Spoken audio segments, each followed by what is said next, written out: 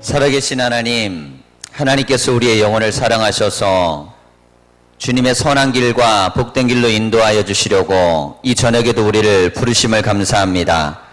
하나님 앞에 찬양하며 또한 기도할 때에 주의 음성을 듣게 하여 주시고 주님의 선하신 뜻들을 분별하여 알게 하셔서 우리는 그 길대로만 나아가게 하여 주시옵소서. 믿음으로 나아가며 기도할 때마다 하나님이 주신 특별한 지혜가 있게 하여 주시고 우리의 힘으로 해결할 수 없는 것들을 이기게 하신 하나님을 경험하게 하셔서 하나님의 능력과 말씀 안에 서게 하여 주시옵소서. 또한 전국 평신도 수련회에 참여하신 우리 장로님들과 또한 성도들을 기억하시고 오고 가는 모든 하나님 걸음 위에도 함께하여 주시옵소서. 오늘 이 밤에 이 저녁에 우리 하나님은 말씀하시고 우리는 듣게 하여 주시고 하나님의 뜻을 깨달아 분별하는 밤이 되게 하여 주시옵소서. 예수님의 이름으로 기도하였습니다. 아멘. 하나님 말씀을 보겠습니다. 성경은 사무엘상 7장 1절에서 우리가 4절까지 말씀을 보겠습니다. 사무엘상 7장 1절에서 4절.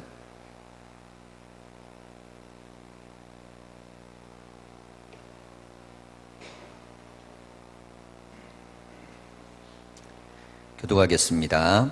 기럇 여아림 사람들이 와서 여호와의 궤를 옮겨 산에 사는 아비나답의 집에 들여놓고 그의 아들 엘르아사를 거룩하게 구별하여 여호와의 궤를 지키게 하였더니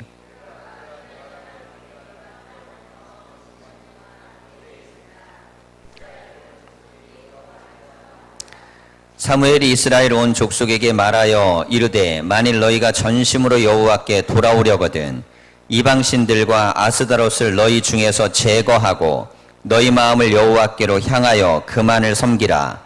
그리하면 너희를 블레셋 사람의 손에서 건져내시리라.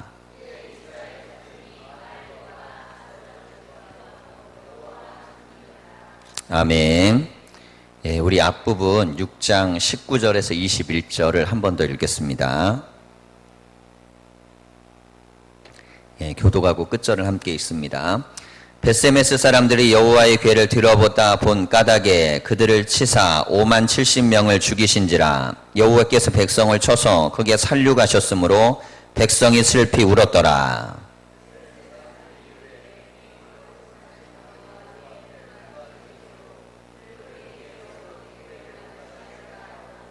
함께 읽겠습니다. 전령들을 기럇 여아림 주민에게 보내어 이르되 블레셋 사람들이 여호와의 궤를 도로 가져왔으니 너희는 내려와서 그것을 너희에게로 옮겨가라. 아멘. 인사하겠습니다. 사랑합니다. 기도 응답 받으시는 밤이 되길 바랍니다.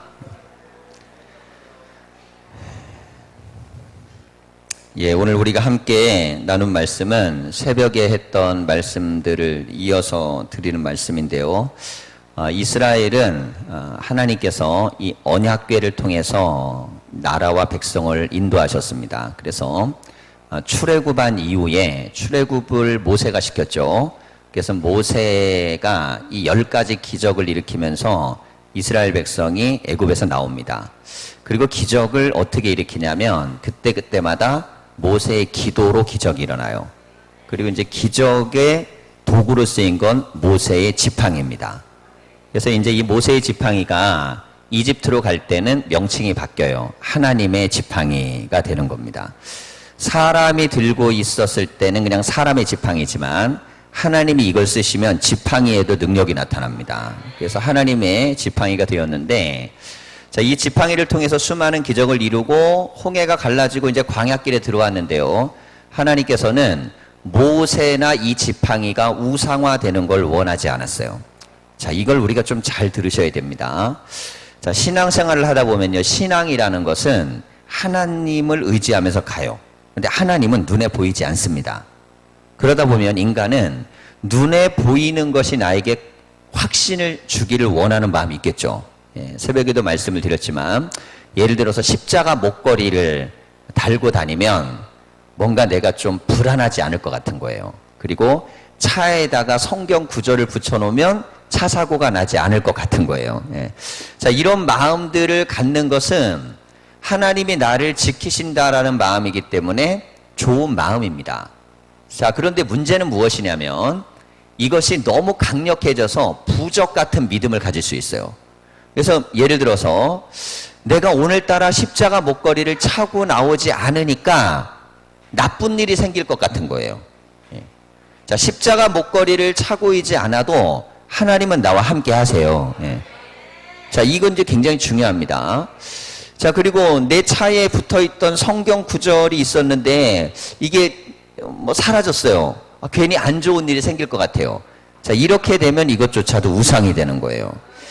자, 우상이란 결국 무엇이냐면 하나님이 만드신 피조물이 만들어진 것이 하나님처럼 대우받는 게 우상입니다.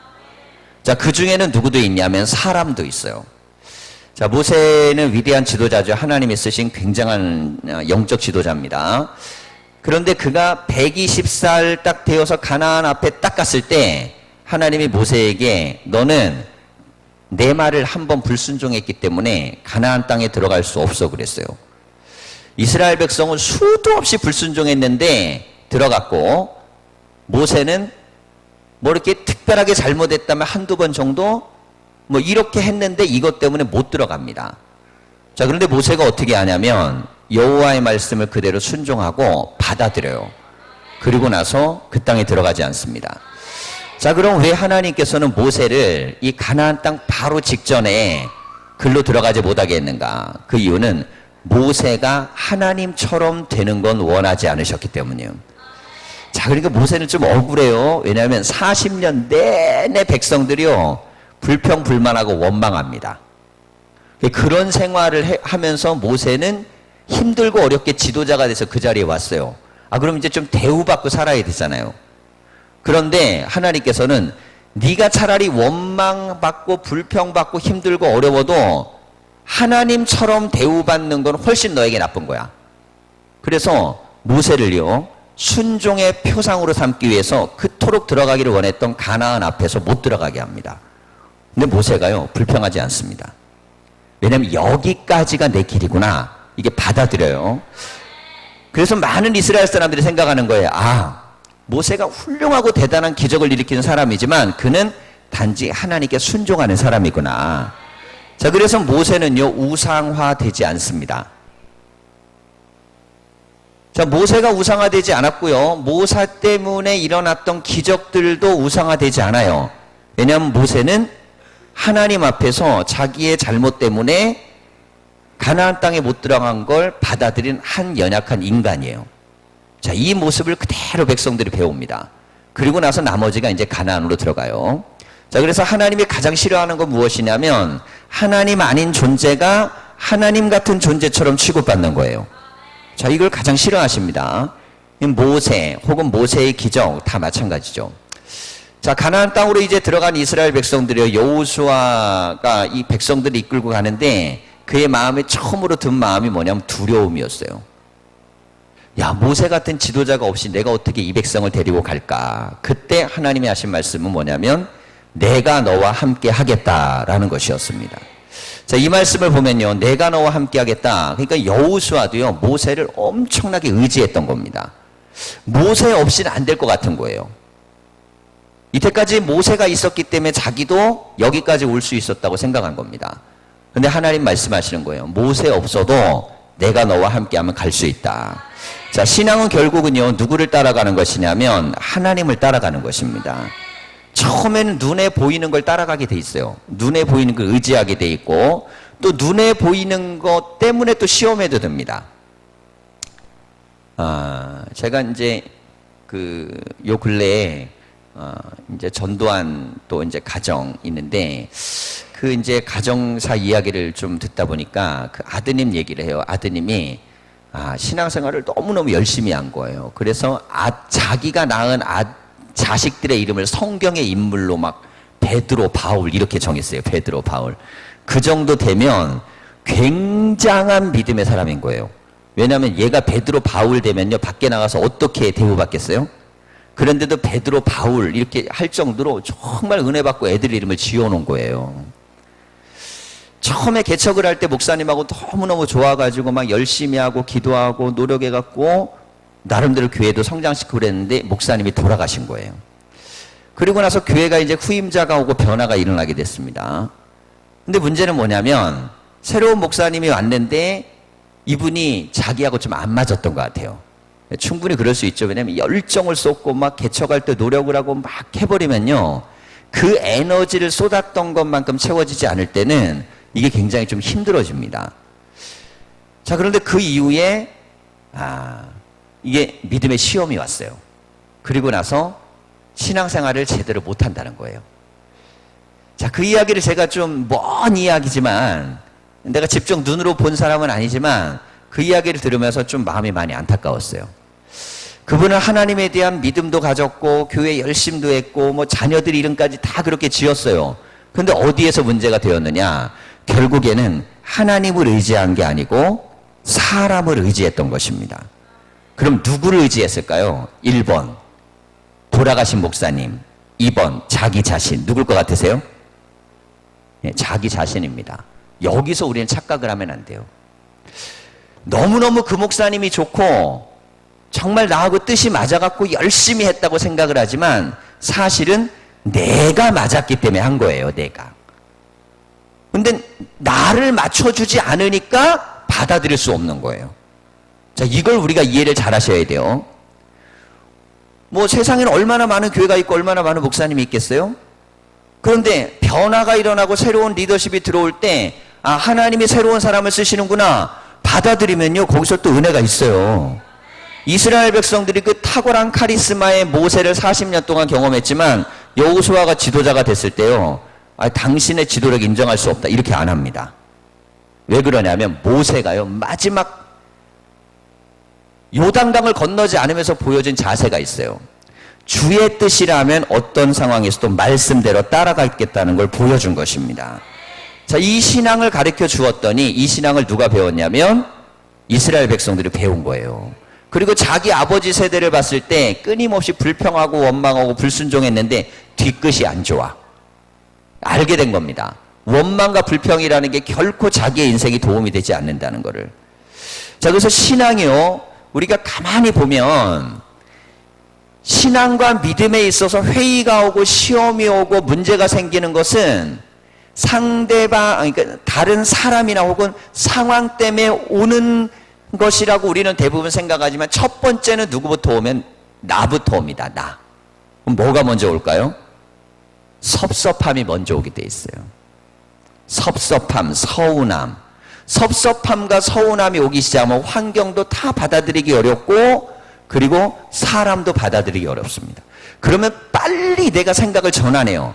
섭섭하고 서운한 것 때문이라고 생각 안 하고 이 환경 때문에 저런 상황 때문에 저런 모습 때문에 내가 이렇게 됐다고 얘기해요. 문제를 바깥에 있다고 생각해요. 그럼 내가 고칠 필요가 있어요? 없어요? 없는 거예요. 결국에는 그런데 손해는 누가 보냐면 자기 자신이 봅니다. 신앙은요, 하여간 시험 들면 무조건 자기가 손해예요.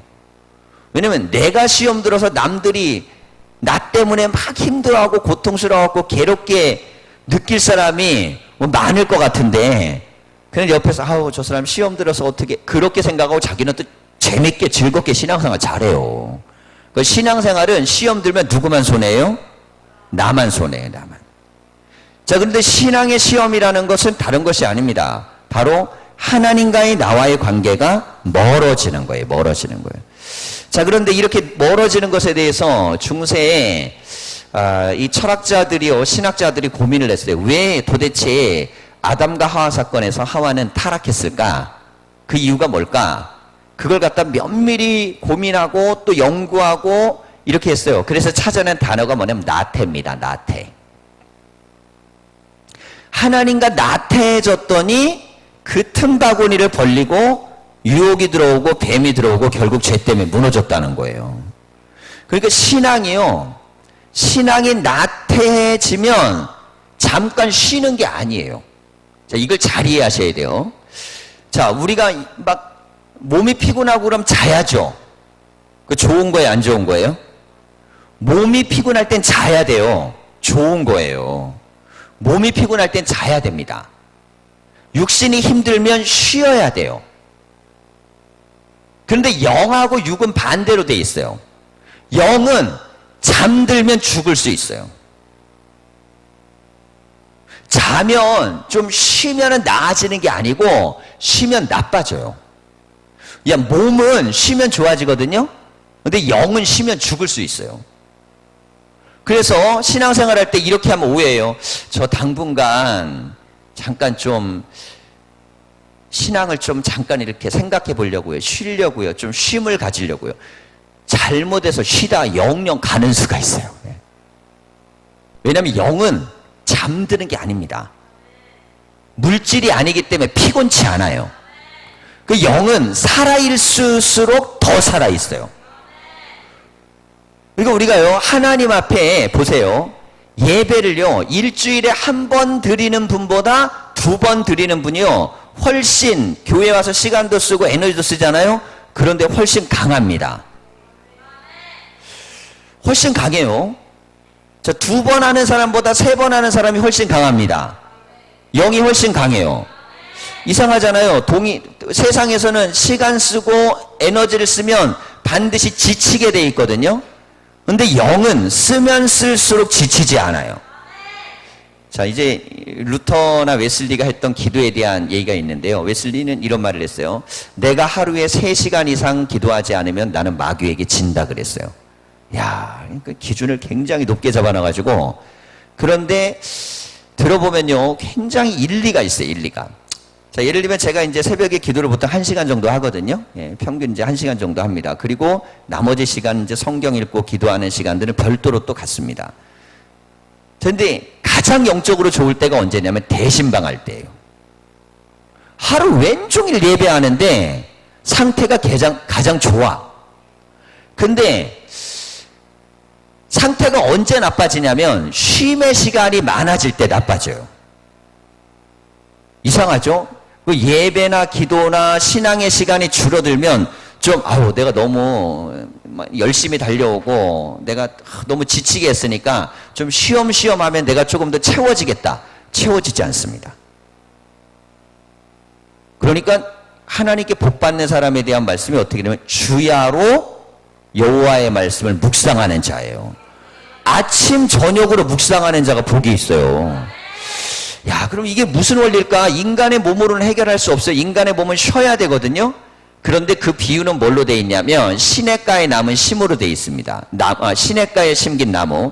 시냇가에 심긴 나무가 시냇가에서 물이 공급되는데 이 공급되는 게 계속 공급되는 게 좋은 거예요? 아니면 그냥 아침에는 공급 안 됐다가 저녁에만 조금 공급되는 게 좋은 거예요? 계속 돼야 됩니다. 뿌리는요, 계속 공급받는 게 훨씬 좋은 것입니다. 자, 이 영적인 상태를 설명할 때 인간의 몸으로 설명 안 하고 나무로 설명한 이유가 왜 그러냐면 하나님의 은혜가 나태해지면요, 그럼 반드시 그 안에 유혹이 들어오고 유혹이 들어오면 죄가 들어오고 죄가 들어오면 무너지게 돼 있습니다. 그래서 마귀는요, 자꾸 하나님에게 나태하도록 만들어요. 나태하다는 게 뭡니까? 게을러지는 거죠. 그냥 게을러진 게 아니라 그냥 게으른 게 아니고 별로 그렇게 좋지가 않아서 게을러지는 거예요. 하나님이 좋지 않아서 게을러지는 거. 그러니까 신앙은 점검을 이렇게 하시면 돼요. 나는 막 예배당 가고 싶었던 최고 지점 찍었을 때 있죠. 이거 치고 올라가면 하나님이 우리에게 은혜와 복을 주시는 거예요. 찍는 지점이 있어요. 내가 하나님 앞에 난 그때 정말 교회 가는 게 좋았는데, 나 그때 성경 읽는 게 좋았는데, 나 그때 전도하는 게 좋았는데, 이걸 치고 올라가면 역사가 일어나는 거고, 여기서 꺾여서 내려오기 시작하면 계속 추세가 꺾여요. 그런데 꺾일 때는요, 대부분 뭐라고 얘기하냐면 다른 사람이나 환경을 핑계 대게 돼 있습니다. 이래서 꺾였다 그래요. 근데 올라갈 때 뭐라 그래요? 하나님이 나를 도우셨다 그래요. 참 이상하죠. 올라갈 때는 하나님이 날 도우셨다 그러고 꺾일 때는 남 탓을 하게 돼 있어요. 결국 신앙은 어디에서 결정이 나느냐? 신앙은요, 하나님을 대하는 자세에서 결정납니다. 자, 이스라엘 백성들이 언약궤를요, 어떻게 섬겼냐면, 언약궤가 이제 아론의 쌍난 지팡이, 그리고 만나, 메추라기 뭐 이런 것들을 집어넣어 가지고 그 안에 하나님의 약속의 징표를 궤로 만든 거예요. 자, 그래서 그들이 이제 실로라는 산당, 아직 성전이 없으니까 산당에다가 잘 보관을 했는데, 이 언약궤는 요단강을 건널 때 제사장들이 어깨에다가 메고 건너는데 사람의 힘으로는 들 수 없는 어마어마한 무게입니다. 근데 제사장이 들면 들려요. 이게 무당이 작두 타는 거 보면 이해할 수 있죠. 무당이 작두 타면 이 위에 압력이 제로예요. 0. 사람이 70kg가 눌러도요, 작두의 이거는 0이에요. 0kg. 이 귀신이 있으면 70kg가 사라져 버리는 거예요. 그 신이 들리면 그런 현상이 나타나요. 그러니까 이 제사장들에게 이 언약궤를 들 때 드는 제사장들의 수를 갖고는 보통 장정들은 들 수 없는데 하나님께서 역사하시니까 이게 들리는 겁니다. 자, 그런데 무거운 걸 들었으니까요, 이 요단강은 범람할 때 이게 강이 막 홍수가 나고 나면 휩쓸려 내려가잖아요. 그런 곳을 제사장이 먼저 들어가게 합니다. 발을 담궈라. 그런데 제사장들이 어떻게 하면 발을 담궈요. 그러니까 교회도요, 예를 들면 목사가 먼저 발 담그는 교회는 길이 열리는 거고, 안 담그는 교회는 절대 안 열립니다. 왜냐하면 내가 무서워서 이거 안 될 것 같은데, 그럼 아무도 안 움직여요. 뭐 되겠습니까? 예. 뭐 중직들이 뭘 하려고 움직이면요, 따라가도 그렇지 않으면 또 안 움직입니다. 왜 그럴 수밖에 없는가? 목숨을 걸고 신앙생활하는 사람에게 어떤 일이 일어나는지를 눈으로 보고 건너가고 싶은 거예요, 일반 사람들은. 근데 제사장들이 법궤를 메고 건너니까 범람했던 요단강이 갈라집니다. 자, 여리고가 무너질 때는 언약궤를 메고 이렇게 막 돌죠. 하루에 한 바퀴씩 돌고 마지막 날은 7바퀴 도는데 여리고성이 무너지거든요. 그때도 언약궤가 맨 앞에서 가요. 이스라엘은 경험이 있어요. 하나님의 언약궤를 메고 가면 이긴다. 이 경험이 있어요. 그래서 하나님의 언약궤에 대한 믿음을 가지고 전쟁을 치르게 되는데, 블레셋과의 전투에서 홈리와 비느하스가 제사장이어서 전쟁터에 나갑니다. 그랬는데 그 자리에서 4,000명이나 남자들이 죽어요. 그랬더니 이스라엘 장로들이 모여갖고 회의를 해요. 우리가 왜 졌냐? 하나님의 언약궤가 없어졌다. 언약궤를 갖고 오자. 근데 언약궤를 갖고 왔거든요. 그 전투에서 무려 3만 명이나 죽습니다. 언약궤는 가는 곳마다 이겼어요. 요단강도 갈랐고 여리고성도 무너뜨렸어요. 여러분, 전쟁에서 이기는 게 쉽겠어요? 요단강이 갈라지는 게 쉽겠어요? 전쟁에서는 이길 수 있죠. 근데 강이 어떻게 막 갈라지고 막 성이, 어마어마한 성이 막 몇 바퀴 돈다고 막 무너지겠어요. 언약궤의 능력은 어마어마한 능력입니다. 그것들을 배우고 알고 있어요. 그런데 문제는 뭐냐면, 아무리 언약궤의 능력이 대단해도 이 언약궤를 통해 역사하신 하나님에 대한 믿음이 더 중요한 것입니다. 능력이 언약궤 안에 있는 것이 아니고 하나님을 믿을 때 그게 능력이 되는 거예요. 자, 교회는요, 교회라는 건물은 언약궤 같은 것입니다. 왜냐하면 여기는 하나님의 약속이 있고 하나님의 말씀이 있고 하나님의 능력이 있어요. 그런데 이게 되는 교회도 있고 안 되는 교회도 있고, 되는 사람도 있고 안 되는 사람도 있어요. 언약궤를 앞으로 갖고 왔는데 3만 명이나 죽어버렸어요. 그리고 빼앗겨 버렸습니다. 블레셋 땅에. 이게 신앙은요, 부적처럼 섬기는 걸로 되는 게 아니에요. 내가 무슨 십자가 달아놨다고, 내가 뭐 이렇게 신앙적인 성구를 갖다가 달아놨다고 그게 나를 지켜주는 게 아니고 하나님이 나를 지키셔야 돼요. 하나님이 나를 지키셔야 됩니다. 자, 그런데 이 언약궤가 블레셋 지역에 가서 블레셋 사람들의 신전 안에 들어갔어요. 블레셋 사람들은 다신을 섬기기 때문에 신전 안에 이스라엘의 신의 법궤까지 집어넣으면 더 좋잖아요. 신은 많을수록 좋으니까. 그런데 아침에 일어나 보니까 자기들이 섬기는 다곤이라는 우상인데, 몸은 인간으로 돼 있고 이게 뭐 이렇게 얼굴만 짐승 모양으로 돼 있는 우상인데, 이게 바닥에 확 넘어져 있는 겁니다. 야, 이게 사람이 이게 쓰러뜨릴 수 있는 게 아닌데, 너무 이상하지만 세워놨어요. 그랬더니 그 다음날 가봤더니 그 다음날은 우상이 쓰러졌는데 모가지가 부러지고 팔이 부러져 있는 거예요. 그때 알았어요. 야, 이건 여호와의 궤, 이게 궤가 이제 궤짝 같은 겁니다. 여호와의 궤가 지금 여기 있기 때문에 이런 일이 생겼다. 이걸 여기다 놓으면 안 되겠다. 하물며 신앙이 없는 사람들도 하나님에 대한 두려움이 있어요. 하나님에 대한 두려움이 있습니다. 그러니까 지금 여러분 오히려요, 믿는 사람보다 안 믿는 사람들이요, 신앙에 대해서 더 두려워하는 경우가 많습니다. 저는 그런 경우를 많이 봤어요. 제가 전에 목회했던 곳은 이제 무속신앙 하는 분들이 많았거든요. 그러면 목사하면 굉장히 두려워해요. 무서워해. 눈을 제대로 못 마주쳐. 말하려고 그러면 막 말을 막 돌려. 앉아있다가 나가버려. 두려움이 있는 거예요. 자기들 안에. 왜냐하면 우리는 신이 어떠니까 자기들 입장에서 세니까. 자기들도 알아요. 신이 세다는 걸.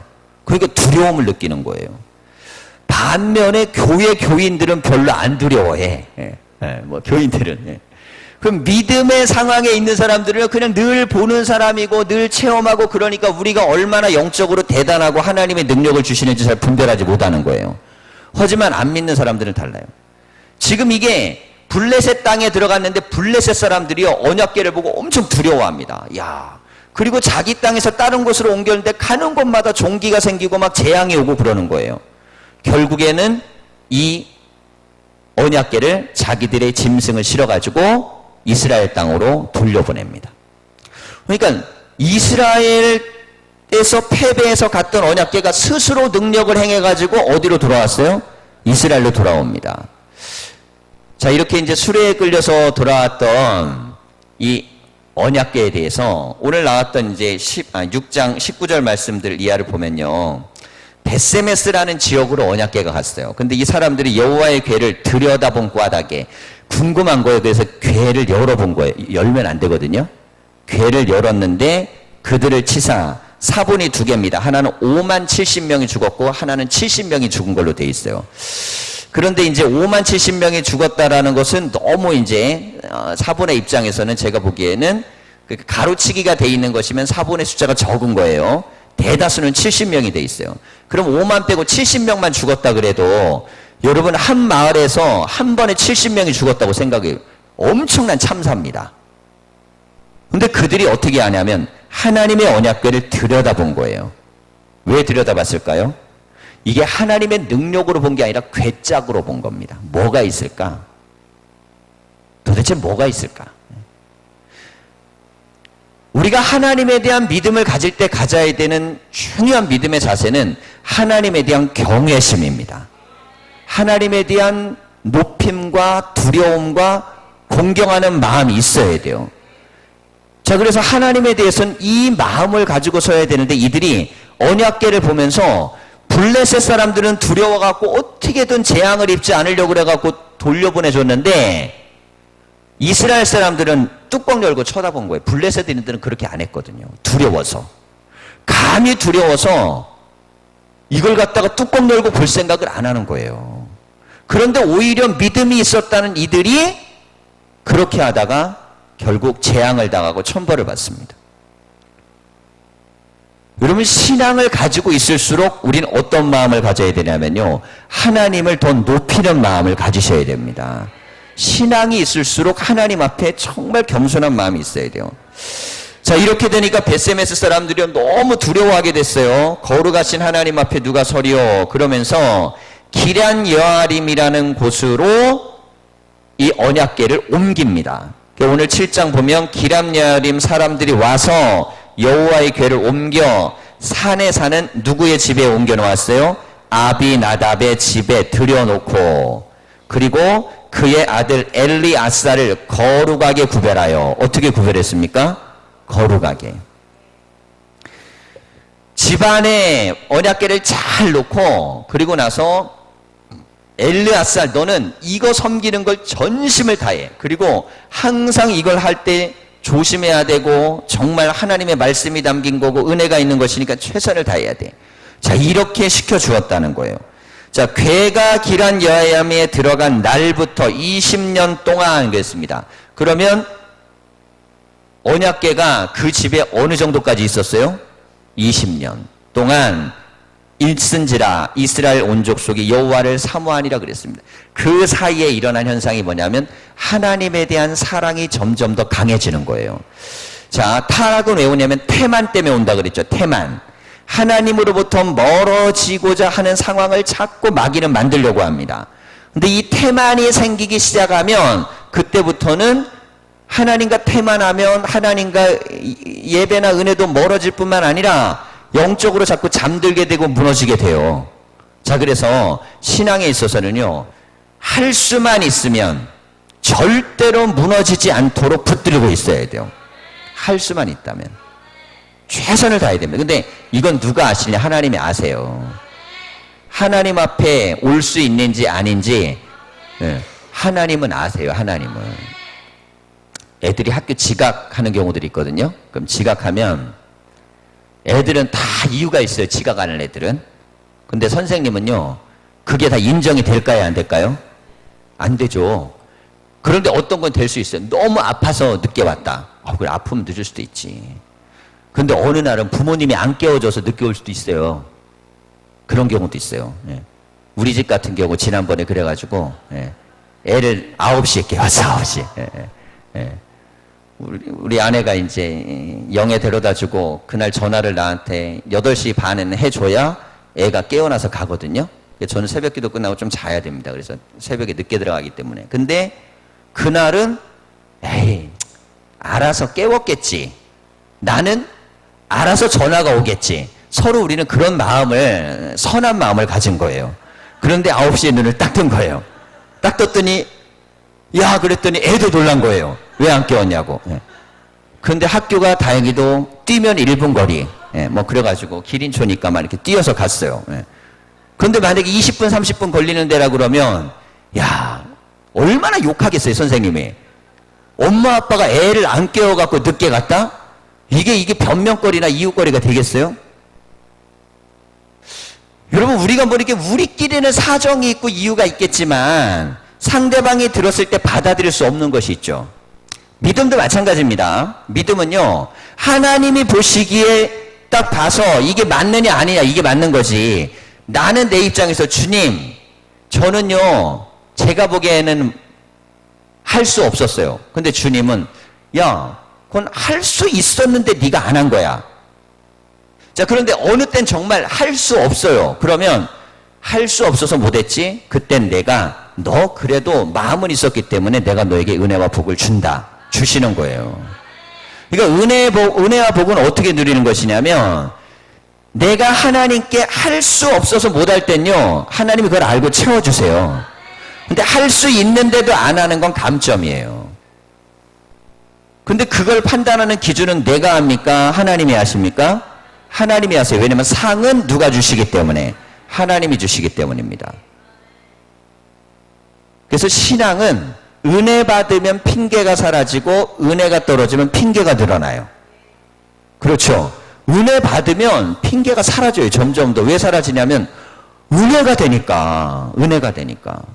근데 은혜가 떨어지면 자꾸 이웃거리 핑계거리가 많아지는데, 이웃거리 핑계거리가 설득력이 있을까요, 없을까요? 사람에게 있습니다. 사람에게는 설득력이 있어요. 그런데 하나님에겐 설득력이 있을까요, 없을까요? 하나님에겐 설득력이 떨어집니다. 왜 떨어지냐면 하나님이 우리를 위하여 행하신 일을 기준으로 봤을 땐 설득력이 떨어져요. 하나님은 독생자를 십자가에 죽기까지 행동하셨어요. 그러니 설득력이 떨어지죠. 하나님이 말로만 우리를 사랑한다 그러고 뭐 말로만 능력을 일으키고 그러면 하나님이야 솔직히 뭐 우리처럼 바쁘시지 않잖아요. 하나님 우리처럼 피곤하지 않으시잖아요. 하나님 우리처럼 힘들지 않으시잖아요. 하나님 우리처럼 배고파 보지 않았잖아요. 뭐 하나님 우리처럼 힘들지 않으시잖아요. 이렇게 얘기할 수 있어요. 하나님이 하늘에서 말로만 하시면. 그리고 하나님은 전능하시잖아요. 우리는요 많이 약하고 부족해요. 그렇기 때문에 우리는 하나님처럼 할 수 없어요. 자, 이유가 됩니다. 그런데 예수님을 보내시고 예수님이 십자가에 못 박힌 이후로는 이유가 안 돼요. 왜냐하면 인간의 몸으로 오셨잖아요. 그리고 인간의 몸으로 예수님이 당하신 모든 것들은 인간 상태로 당하신 고난이에요. 거기서 십자가에 매달리고 죽으셨습니다. 하나님 편에서 딱 봤을 때는 우리가 어떤 이유를 댈 때 야 그건 합당하다 할 수 있는 것도 있지만 어느 것들은 아니야 그건 그냥 너의 핑계야 그럴 수 있습니다. 자, 그래서 우리가 하나님을 대할 때는요 믿음의 자리에서 가장 첫 번째 섬겨야 될 대상이 하나님이 되셔야 돼요. 첫 번째 섬겨야 될 대상. 자, 근데 섬김은 뭘로 나타나느냐? 상대방에 대한 자세입니다. 근데 지금 이스라엘 백성들은요, 하나님에 대해서 어떻게 하냐? 언약궤를 막 들춰보는 거예요. 결국엔 무너지는 겁니다. 자, 그러고 나서 이들이 두렵고 어려운 일이 있은 후에 기럇 여아림에 들어갔는데 이때는 깨달음을 얻어갖고 20년 동안 그러면서 그 지방과 그 삶에 하나님의 복을 주시는데 이때를 보면요 온 이스라엘이 여호와를 사모하니라. 이건 뭐냐면 점점 더 사모하게 되는 것입니다. 점점 더 사모하게 되는 거예요. 신앙은 어떤 사람이 복된 사람이냐? 점점 좋아지는 사람이에요. 점점 좋아지는 사람이 복된 사람입니다. 점점 좋아지는 사람. 그리고 하나님이 더 사랑스러워지는 사람이 복된 사람이에요. 하나님이 자꾸 하나님 사랑스럽고 하나님의 전이 사랑스럽고 하나님의 말씀이 사랑스럽고 이렇게 사랑스러워지는 것이 복된 사람입니다. 이 은혜를 받은 사람들에게 하나님은 이기는 역사를 주시는 겁니다. 그러니까 우리는 이기려면 어떻게 하면 돼요? 하나님을 더 사랑하면 됩니다. 그럼 하나님은 대신 우리에게 뭘 주시냐면 더 이기게 해주시는 거예요. 자, 그래서 인생에 선택이 있을 때요 어떤 중요한 선택이 있을 때 어떻게 선택하시면 성공할 확률이 높으냐면 성경대로는요 중요한 선택이 있을 때 우선순위를 항상 하나님과 말씀으로 두면 반드시 역사가 일어나고 좋은 일이 있습니다. 그런데 중요한 선택 때 하나님과 말씀이 뒤로 밀리면 그러면 선택에 있어서 하나님의 은혜는 이탈하게 돼 있어요. 자, 우리 신앙에 있어서요 결국 싸움은 뭐냐? 자, 믿음을 갖기 시작하면요 이제 믿음은 있어요. 있느냐 없느냐 싸움은 안 해요. 우리가 하나님을 믿는 것은 믿음이 생겼으니까 다 똑같아요. 그러면 이제 우리가 지금 있는 싸움은 뭐냐면 우선순위의 싸움이 누구냐의 문제입니다. 하나님이냐 아니냐에 대한 문제예요. 자, 3절 이하 우리가 보면요 사무엘이 이스라엘 온 족속에게 말하여 이르되 만일 너희가 전심으로 여호와께 돌아오려거든. 여러분 하나님께 돌아오기를 원하시죠? 그러면 하나님이 우리에게 반드시 이기게 하는 은혜를 주십니다. 그런데 조건이 있어요. 이방신들과 아수라를 너희 중에서 제거하고 그랬습니다. 하나님 아닌 다른 것을 섬기는 것 깨뜨리라는 거예요. 하나님이 기뻐하지 않는 걸 끊어내라는 것입니다. 하나님이 원하지 않는 걸 뿌리채 뽑아내라는 것이에요. 그런데 누구에게 뽑아내라고 합니까? 무리, 너희들 중에서. 왜 그럴까요? 왜 공동체일까요? 영향력 때문입니다. 그래서 풍토가 중요해요. 풍토, 분위기. 어떤 곳에 가든지 간에 사람이 모여있는 곳에는 그 분위기가 있습니다. 풍토. 집에 가면 가풍이 있고요. 학교에 가면 학풍이 있고요. 예? 어느 동네에 가든 간에 동네 분위기도 있고 다 있어요. 그 분위기는 누가 만드냐면 사람들이 만들죠. 사람들 중에 누가 만드냐면 어른들이 만듭니다. 그리고 밑에 사람들은 다 따라가게 돼 있어요. 그래서 윗사람이 중요한 이유는 뭐냐면 우리가 여러분 이제 자녀들도 두고 계시니까 제가 물어볼게요. 결혼하실 때 내 자녀가 결혼할 때 가문을 보시겠어요? 안 보시겠어요? 가문을. 예. 네가 넌 애잖아. 네? 공집사님 가문을 보시겠어요? 안 보시겠어요? 볼 건데 은찬이가 너무 사랑하는 여자가 생겨가지고 얘 아니면 죽어도 못 살겠다고 여자를 한 명 데리고 왔어. 살게 해야죠. 예. 이길 수 없지. 예. 그래서 교육이 중요한 거예요. 그렇게 데려오기 전에 항상 뭐를 가르쳐야 되냐면 가르치셔야 됩니다. 가문을 봐야 돼. 가문. 왜 가문이 중요하냐면 풍토 때문인 거예요. 솔직히 말씀드릴게요. 잘 들어보세요. 이게 목사가 너무 세속적이라고 생각하지 마시고 결혼은요 사랑만 가지고 할 수 있을까요? 조건이 반드시 따를까요? 결혼하신 분들 한번 우리 집사님이 이정진 집사님 조건 보고했어요, 안 했어요? 대답이 없네. 안 보고했다고 조건 없이? 야, 어디 계세요? 참 성공했네 인생. 아무 조건 안 보고. 왜 안 봤어요? 그분의 왜 뭐 이렇게 막 능력 아 그거 아니에요? 뭐 성품, 뭐 기질. 왜 한 거예요? 그러면 다 끝. 아무것도 안 봤어요? 뭘 갖고 주에 그냥 주님이 계시를 주셨어요? 네. 뭐라고요? 어머니가 막 밀어붙였어요. 누구 어머니가? 아, 그 집 어머니가 밀어붙였는데 왜 본인이 결혼을 해? 이 러브 스토리가 좀 이상하네. 아니면 그 집 어머니가 네. 그런데 말로는 아닐 것 같죠? 그래도 사람이 생각 다 하는 거예요. 조건이라는 게 꼭 무슨 재정적인 거나 이런 것만 조건이 아니죠.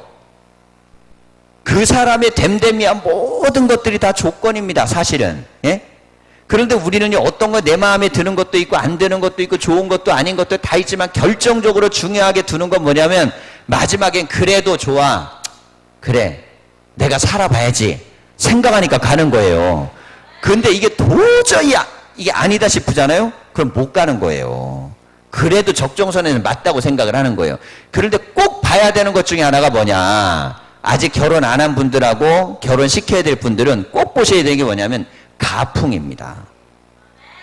집안의 분위기는요, 너무너무 중요합니다. 그리고 예수 믿는 사람들 집안은요, 어쨌든 간에 예수님 잘 믿는 집안을 잘 들여다보시고 그 교회 가서 소문을 들어봐야 돼요. 슬쩍. 누구 아는 사람 통해서 아유 그 교회 권사님이라던데 그 권사님 어떠시냐고. 아우 그 권사님 얼마나 기도도 많이 하고 성품도 좋고. 이러면 대박 난 거예요.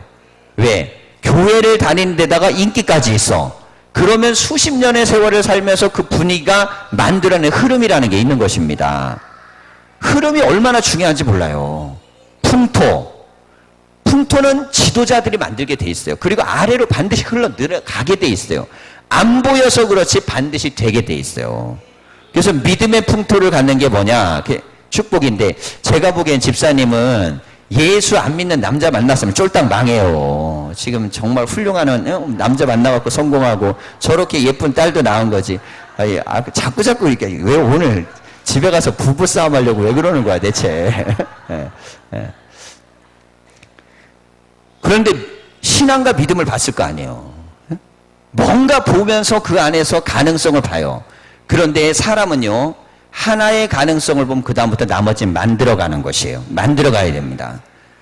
그런데 무엇을 만들어가야겠어요? 믿음의 공동체로 만들어가는 거예요. 지금 이스라엘은요, 언약궤를 빼앗길 만큼 무너져 있는 족속이었고 언약궤 들여다보다 천벌받아갖고 죽어나가는 사람들이었어요. 근데 사무엘 한 명이라는 지도자가 영적으로 서기 시작하니까 사람들이 하나님을 사랑하기 시작했습니다.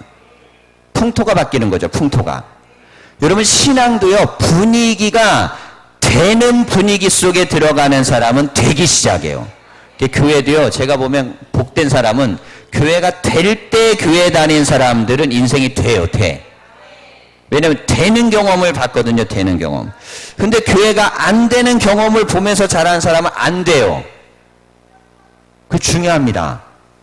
되는 경험을 봐야 되는 거고 안 되는 걸 보면 못 돼요. 하나님에 대한 믿음을 붙들고 나갈 때 지금 이스라엘 백성들이 어떤 현상이 나타나느냐? 하나님을 사랑하기 시작했어요. 뭘 끊어내고 우상을 끊어내기 시작하는 겁니다. 여러분 하나님께 돌아오려면요, 내 안에 불신, 하나님에 대한 믿음이 한 20%밖에 없어. 그럼 80%의 불신을 없애셔야 돼요. 내가 세상을 살면서 세상에 가지고 있는 욕망과 내가 이루고자 하는 것이 하나님의 뜻에 안 맞으면 끊어버리셔야 돼요. 그리고 하나님의 뜻을 위해서 내가 선택하고 나아가야 돼요. 그러면 문제는 뭐냐? 그러면 내가 이거 놓으면 난 죽을 것 같은데, 내가 이거 버리면 내가 무너질 것 같은데, 내가 이거 놓으면 안 될 것 같은데. 그럼에도 불구하고 지금 사무엘이 얘기하잖아요. 버려라, 끊어라. 왜 그럴까요? 하나님이 블레셋을 이기게 해주신다는 거예요. 이미 블레셋에게 참혹하게 참패를 당했습니다. 그래서 이길 수 없다고 확신을 하고 있는 사람들인데 너희들이 하나님만 의지하면 이긴다는 거예요. 그러면 첫 번째 언약궤가 왔을 때는 왜 패배했겠어요? 하나님만 의지한 게 아니고 하나님을 액세서리처럼 사용한 겁니다. 신앙을 액세서리처럼 쓰면 안 되고 오직 하나님에 대한 믿음을 붙드셔야 돼요. 그래서 힘들수록 하나님에 대한 전심으로 붙들고 믿고 의지하며 나아가는 역사가 있어야 됩니다. 그래야만 삽니다. 예. 우리가 오늘 하나님 앞에 나와서 기도할 거예요. 오늘 기도하는 중요한 제목은 하나님, 나와 내 가정과 내 자녀는 전심으로 하나님을 섬기게 하여 주십시오. 전심입니다. 전심. 모든 마음이 하나님께 향하면 하나님은 나를 향하여 일하시는 거예요. 무슨 사무엘이 무슨 전쟁을 치러본 사람이기랍니까? 대단한 지략가이기랍니까? 아니에요. 그는 하나님 말씀을 받고 그냥 선포하는 사람이에요. 선포. 근데 말씀대로 되잖아요. 이상하잖아요. 그거 무슨 전쟁 치른 사람이 아닌데 사무엘이 가서 하나님이 함께 하시면 돼. 그럼 정말 돼요. 하나님이 함께 하시면 이겨. 그럼 이겨요. 근데 어디 가갖고 너 하나님이 안 된다 그래서 그럼 안 돼요. 그 말의 권세가 자기 힘이겠습니까? 아닙니다. 사무엘은 전심으로 하나님을 의지했기 때문이에요. 사무엘의 가장 위대한 장면은요, 사무엘이 사울을 왕으로 세웠어요. 그러면 보세요. 사무엘이 사울을 왕으로 세우면 섭섭할까요? 섭섭하지 않을까요? 섭섭합니다. 자기가 왕 같은 존재였는데 사울을 왕으로 세우고 사람들이 다 사울을 높여요. 섭섭하겠어요? 안 하겠어요? 섭섭하죠. 근데 사무엘이요, 뭐라고 하냐면 나는 기도를 쉬는 죄를 범치 않겠다 그래요. 무슨 뜻입니까? 내가 이 자리에 있었기 때문에 기도한 게 아니고 기도하는 사람이었기 때문에 이 자리에 있었다는 거예요. 자, 이 원리를 잘 이해하셔야 됩니다. 신앙은요, 내 자리 때문에 믿음 생활하는 게 아니고 믿음 때문에 하나님이 내 자리를 주시는 거예요. 그 사무엘은 자리가 무너졌는데도 기도가 무너지질 않습니다. 그러니까 사울은 무너지지만 사무엘의 지도력은 다윗을 세워내는 거예요. 하나님이 계속 쓰십니다. 왜 쓰실 수 있을까요? 그는 자기의 위치나 자리가 아니라 그냥 하나님을 전심으로 믿고 기도하는 자였기 때문에 남들이 높여주지 않아도, 알아주지 않아도, 바라봐주지 않아도 기도를 내려놓지 않았어요. 여러분, 신앙은요, 절대로 자리가 나를 결정하면 안 됩니다. 믿음이 자리를 결정해야 돼요. 하나님도 마음에 안 들었어요. 이스라엘 백성이 왕을 달라 그랬을 때, 야, 나도 마음에 안 들어. 그럼 하나님도 마음에 안 드니까 사무엘이 그럴 수 있죠. 그래요? 그럼 저도 이제부터요, 내가 쟤들을 위해서 기도 안 하겠어요. 그런다 그래도 하나님이 사무엘의 서운함을 이해할 수 있어요. 그런데 사무엘은 그걸 죄라고 했습니다. 내가 기도를 쉬는 죄를 범치 않겠다. 이게 나태입니다. 왜 나태가 일어날까요? 하나님 중심적으로 아니고 내 중심적으로 하다 보면 나태해지는 거예요. 근데 하나님 중심적으로 하면 그러면 그 고리를 놓지 않습니다. 아, 내가 비록 이제는 사사가 아니고 내가 이제는 왕이 새로 세워졌어도 기도하는 이것은 내가 놓으면 안 된다. 내가 민족을 위해 기도하고 내가 이 백성을 위해 기도하고 하나님을 위해 기도해야지. 하나님은요, 그래서 사무엘을 위대하게 쓰시는 것입니다. 여러분, 한 사람의 지도자, 어떤 곳이든 마찬가지입니다. 믿음의 고백과 선포를 가지고 하나님의 뜻을 외치면 풍토가 생기고요, 그 풍토는 삶을 변화시킵니다. 역사가 일어나요. 우리가 오늘 기도할 때 하나님, 우리의 삶의 자리에 이때까지 삶의 실패와 또 낙심과 절망 가운데 있었다면 그러면 이제 여호와만 사랑해서 이기는 경험도 하게 해주십시오. 여러분, 교회 안에 이게 많아지기 시작하면요, 그러면 자녀들이요 다 그걸 보면서 자랍니다. 아, 하나님 믿으면 저렇게 되는구나. 기도하면 저렇게 되는구나. 하나님 따라가면 저렇게 되는구나. 여러분, 그 증거가요, 위로 올라가야지 그걸 꺾여서 내려가기 시작하면 안 돼요. 눈에 다 보입니다. 올라가는 것도 보이고 내려가는 것도 보여요. 자녀들이 이렇게 얘기하는 소리를 들으시면 안 돼요. 엄마, 아빠, 우리 집은 하나님 믿는데 왜 이래? 이건 끝난 거예요. 그 신앙의 평가가요. 하나님 믿는데 왜 이래? 이건 무슨 돈을 많이 벌고 부잣집이 돼야 되는 걸 얘기하는 게 아니에요. 자식들도 알아요. 우리 집은 가난하지만 하나님 믿기 때문에 하나님 은혜가 있다 느껴냅니다. 우리는 뭐 이렇게 많이 가진 것도 없고 많은 뭐 그런 것도 아니지만 하나님이 함께 하는 걸 알아요. 그러니까 하나님이 함께 하시면 어떤 가정이 되는지는 부모가 가지고 있는 믿음의 상태입니다. 자, 교사들도 마찬가지입니다. 아이들을 가르칠 때요, 마귀들은 뭘 흔들어야 되겠어요? 선생님들의 영적 상태를 흔들어야 돼요. 왜? 입에 말의 권세가 없어지도록. 그러니까 내가 흔들리면 내가 가르치는 애들은 다 죽어나가는 거예요. 마귀는 언제나 풍토를 막 흔들어 버려요. 그래서 우리는 영적인 풍토를 만들어낼 수 있는 이런 여호와께만 돌아가고 하나님만 섬기는 믿음의 자세를 만들어내셔야 됩니다. 오늘 이 밤에 기도할 때 우리에게 이 은혜가 다 있으시기를 간절히 축원합니다. 기도하겠습니다.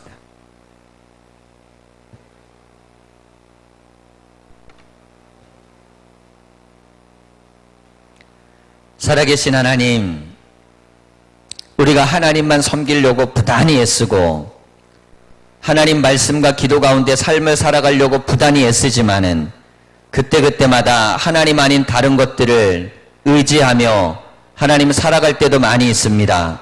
오직 우리는 주님 앞에 간절히 기도하게 하여 주시고 주님의 음성을 듣기를 사모하게 하여 주시고 주님의 역사를 바라보게 하여 주시고 하나님이 우리의 인생에 간섭하시며 하나님이 우리 인생에 역사하시며 하나님이 우리의 인생의 주인이 되어주시며 우리는 여호와만 높이는 교회가 되게 하여 주시옵소서. 그리하여 은혜교회는 은혜가 일어나게 하여 주시고 믿음의 역사들이 일어나는 경험들이 하나님 더 많아지게 하여 주시고 커지게 하여 주시고 깊어지게 하여 주시옵소서. 예수님의 이름으로 기도하였습니다. 아멘.